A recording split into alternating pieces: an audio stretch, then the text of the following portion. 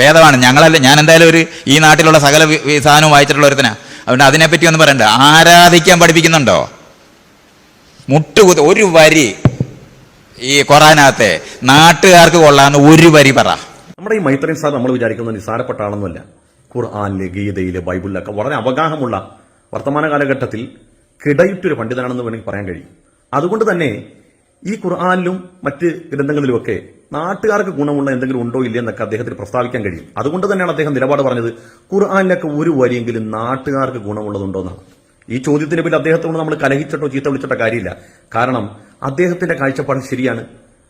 അദ്ദേഹത്തിന്റെ കാഴ്ചപ്പാടിൽ നാട്ടുകാർക്ക് ഗുണമുള്ളത് ഏതെങ്കിലും ഒരു വരി ഖുർആനിൽ ഉണ്ടാകണമെങ്കിൽ കഞ്ചാവ് ലീഗലാകണം, വ്യഭിചാര ലീഗലാകണം, മദ്യപാന ലീഗലാകണം.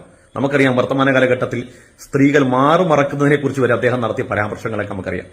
ലോക്കറ്റ് ഇടുന്നത് പോലും സ്ത്രീകൾ മാറ് കാണിക്കാൻ വേണ്ടിയാണെന്ന്, അത് മറച്ചു പിടിക്കുന്ന പോലും കൗതുകത്തിന്റെ പേരിൽ ജനങ്ങൾ കാണാൻ വേണ്ടിയാണെന്ന് പറഞ്ഞ ആളാണ് അദ്ദേഹം. അപ്പൊ അദ്ദേഹം കാണുന്ന മൂല്യവും